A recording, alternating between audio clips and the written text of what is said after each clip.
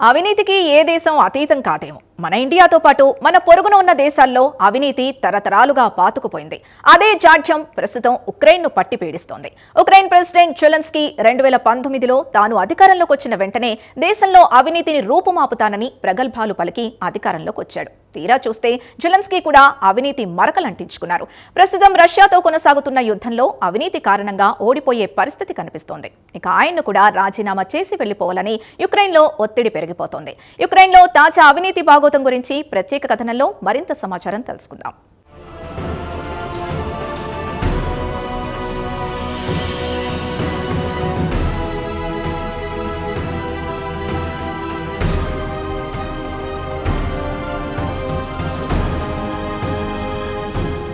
అవినీతి జగమంతా విస్తరించింది. ఆ దేశం ఈ దేశం అంటూ తేడా లేదు. ప్రపంచంలోని అన్ని దేశాల్లో విలయ తాండవం చేస్తోంది. మన ఇండియా, పాకిస్తాన్, చుట్టుపక్కల దేశాల్లో అవినీతి గురించి అందరికీ తెలిసిందే. అయితే తాజాగా యుద్ధంలో పూర్తిగా దివాలా తీసిన ఉక్రెయిన్లో ప్రెసిడెంట్ జెలెన్స్కీ మిత్రులు ప్రభుత్వంలో ఉన్నత పదవులు దక్కించుకుని అందిన కాడికి డబ్బు దండుకున్నారన్న అపవాదును ప్రెసిడెంట్ జెలెన్స్కీ మూటగట్టుకున్నారు. గత 4 సంవత్సరాల నుంచి రష్యాతో యుద్ధం చేస్తున్న జెలెన్స్కీపై యావత్ ప్రపంచం ప్రజలు ప్రశంసలు గుప్పించారు. చిన్న దేశమైన బలమైన రష్యాను ఎదుర్కొంటున్నాడని దాదాపు అన్ని దేశాలు ఆయనపై సానుభూతి ప్రకటించాయి. తీరా చూస్తే జెలెన్స్కీపై కూడా ఉక్రెయిన్లో పెద్ద ఎత్తున విమర్శలు వెల్లువెత్తుతున్నాయి. ఆయనను రాజీనామా చేయాలని డిమాండ్ రోజురోజుకు పెరిగిపోతోంది. పరిస్థితి ఇలా ఉంటే రష్యా ఇదే అదనుగా ఉక్రెయిన్ మొత్తాన్ని కబలించే అవకాశాలున్నాయి.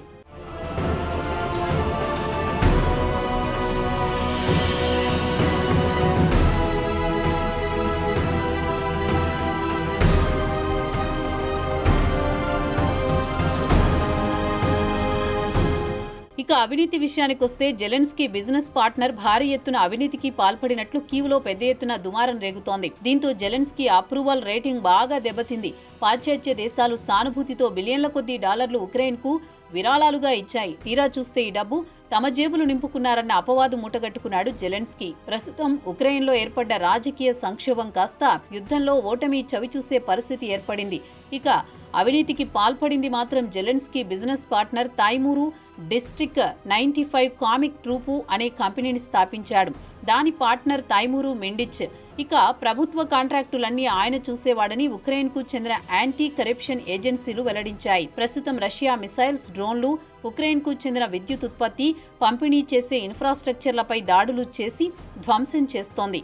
దీంతో ఉక్రెయిన్ మొత్తం అంధకారంలో కూరుకుపోయింది. ఇక విద్యుత్ ఉత్పత్తికి న్యూక్లియర్ పవర్ స్టేషన్లపై ఆధారపడాల్సి వస్తోంది. దేశంలో విద్యుత్ అంతా న్యూక్లియర్ పవర్ స్టేషన్లే కీలకమయ్యాయి. ఈ న్యూక్లియర్ పవర్ ప్లాంట్ కాంట్రాక్టుల్లో భారీ అవినీతి చోటు చేసుకుందని ఉక్రెయిన్ అవినీతి నిరోధక శాఖ ఆరోపిస్తోంది.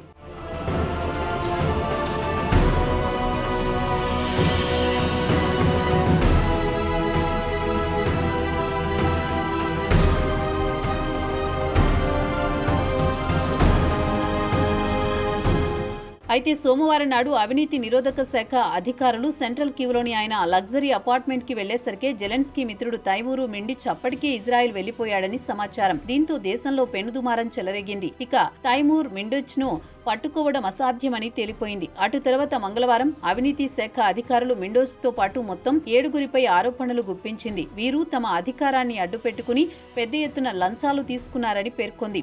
ఎనర్గోటామ్ అనే కంపెనీకి కాంట్రాక్టులు ఇచ్చి 15% కమిషన్ తీసుకున్నారని వెల్లడించింది. ఈ లంచాలే సుమారు $100 మిలియన్ వరకు ఉంటాయని Ukraine national anti corruption bureau specialized anti corruption prosecution office తాజాగా వీడియోతో పాటు ఆడియో రికార్డింగ్ ను విడుదల చేసింది. ఈ గ్రూప్ కంపెనీలతో కోడ్ వర్డ్స్, నిక్నేమ్లతో లావాదేవీలు జరిపి లంచాలు, కిక్ బ్యాక్ల కిందే $100 మిలియన్ నొక్కేశారని వెల్లడించారు.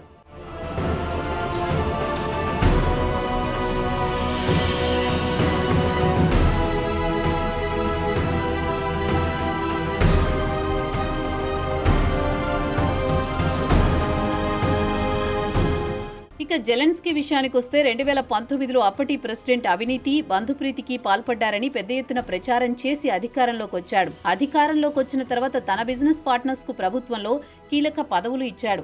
అయితే ఈ ఏడాది జూలైలో జెలెన్స్కీ మిత్రులపై అవినీతి ఆరోపణలు వెల్లువెత్తడంతో ఈ 2 దర్యాప్తు ఏజెన్సీల స్వయం ప్రతిపత్తి అధికారాలపై కోత విధించాడు జెలెన్స్కీ. దీంతో ప్రజల నుంచి పెద్ద ఎత్తున నిరసనలు వ్యక్తం కావడంతో వెనక్కి తగ్గి ఈ 2 దర్యాప్తు సంస్థలను స్వతంత్ర సంస్థలుగా కొనసాగించడానికి అనుమతించారు. ఇక జెలెన్స్కీ మాజీ బిజినెస్ పార్ట్నర్స్ అవినీతి బహిర్గతమైన తర్వాత దోషులను శిక్షించాల్సిందే అని సోమవారం నాడు ఆయన ఒక ప్రకటన చేశారు. అయితే ప్రజలు జెలెన్స్కీ ప్రకటనను పెద్దగా నమ్మడం లేదు. తన వ్యాపార భాగస్వాములకు ప్రభుత్వంలో విశేష అధికారాలు కట్టబెట్టి ఎనర్జీ కంపెనీలకు కాంట్రాక్టులు ఇచ్చి మిలియన్ల కొద్దీ డాలర్లు లంచాలు దండుకున్నారని అవినీతికి వ్యతిరేకంగా పోరాడుతున్న షెవెన్స్కో మండిపడ్డారు. జెలెన్స్కీ ప్రకటన కేవలం కంటి తుడుపు చర్య అని ఆమె తేలికగా తీసిపారేశారు.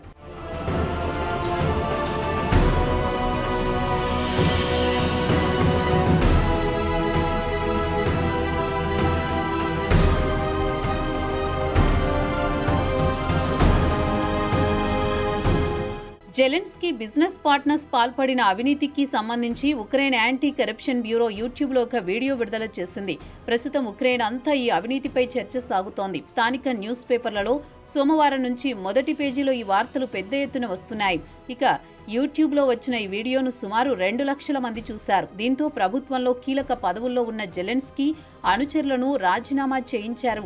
అయితే ఉక్రెయిన్కు చెందిన పలువురు బిజినెస్ మెన్లు ఎనర్గో టామ్ అనే కంపెనీ యాజమాన్యం ప్రభుత్వ కాంట్రాక్టులు దక్కించుకోవడానికి పెద్ద ఎత్తున లంచాలు ఎరవేస్తుందన్న ఆరోపణలు గతంలో కూడా ఎదుర్కొందని గుర్తు చేశారు. ఇదిలా ఉండగా జెలెన్స్కీని వ్యతిరేకించిన రాజకీయ పార్టీలు ప్రస్తుతం అవినీతిని అడ్డుపెట్టుకుని ఆయనకు వ్యతిరేకంగా పెద్ద ఎత్తున ప్రచారం ప్రారంభించారు. ఆయనను రాజీనామా చేయాలని డిమాండ్ చేశారు. 2019లో జరిగిన ఎన్నికల్లో జెలెన్స్కీ గెలిచి ఉక్రెయిన్కు ప్రెసిడెంట్ అయ్యారు. గత ఏడాది ఎన్నికలు జరగాల్సింది. అయితే యుద్ధం పేరు చెప్పి ఎన్నికలు వాయిదా వేస్తూ వస్తున్నారు.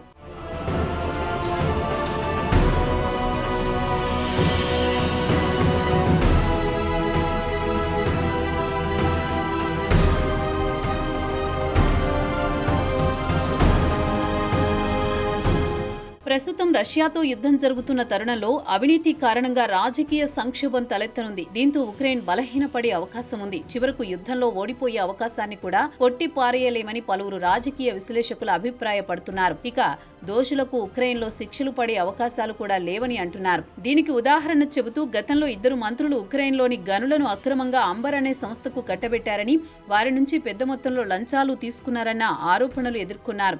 తీరా 2017 నుంచి విచారణ జరుపుతున్నామని ప్రభుత్వం హడావుడి చేసినా సాక్ష్యాలు సరిగా లేని కోర్టు కేసు కొట్టేశారని ఉదాహరణగా చెబుతున్నారు. ఇక జెలెన్స్కీ బిజినెస్ పార్ట్నర్ మిండోచ్కు ఉక్రెయిన్కు చెందిన ఫైర్ పాయింట్ అనే కంపెనీతో సంబంధాలున్నాయన్న వార్తలు గుప్పుమన్నాయి.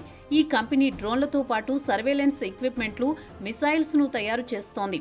ఈ కంపెనీ ప్రభుత్వం నుంచి పెద్ద ఎత్తున కాంట్రాక్టులు దక్కించుకుంది. మరి దీని వెనుక మిండోచ్ హస్తం ఉందనేది బహిరంగ రహస్యమే.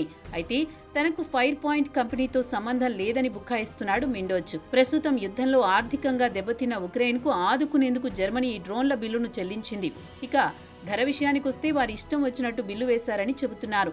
తాజా పరిణామంతో ఇక జర్మనీ ఉక్రెయిన్ ఎయిడ్ ఇవ్వాలా వద్దా అనే ఆలోచనలో పడింది.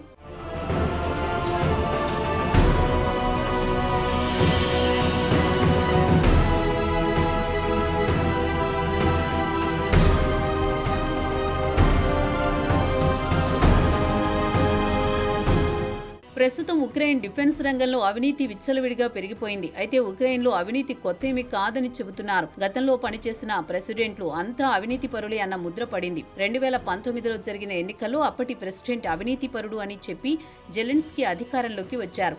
దేశం నుంచి అవినీతిని రూపుమాపుతానని ప్రగల్భాలు పలికాడు. తీరా చూస్తే అతను కూడా అదే తాను ముఖ్య అని ప్రజలు ఆవేదన వ్యక్తం చేస్తున్నారు. రష్యా యుద్ధం వల్ల ఉక్రెయిన్ నుంచి లక్షలాది మంది ప్రజలు ఉన్న ఊరు, ఆస్తులు వదులుకొని పొరుగున ఉన్న యూరోపియన్ దేశాలకు వెళ్లిపోయారు. తీరా అధికారంలోకి ఉన్న వీరి వాలకం చూస్తే ఖజానాను లూటీ చేసి అందిన కాడికి దండుకోవాలనే ఆలోచనలో ఉన్నారు. అయితే ఇక్కడ గమనించాల్సింది, ఈ ఏడాది ఫిబ్రవరి 28న వైట్ హౌస్ లో ట్రంప్ జెలెన్స్కీపై తీవ్ర స్థాయిలో మండిపడ్డారు.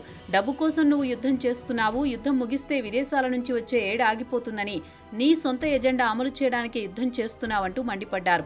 తీరా చూస్తే ట్రంప్ చేసిన ఈ కామెంట్లు వాస్తవమే అనిపిస్తోంది. యుద్ధంలో లక్షలాది మంది గూడు కోల్పోయి రోడ్డున పడుతుంటే అధికారంలో ఉన్నవారు ఉన్నకాడికి దోచుకోవడమే నిజమైన ట్రాజడీ. వార్ హీరో నుంచి జీరో స్థాయికి జెలెన్స్కీ పడిపోయే అవకాశాన్ని కొట్టిపారేయలేమంటున్నారు రాజకీయ విశ్లేషకులు.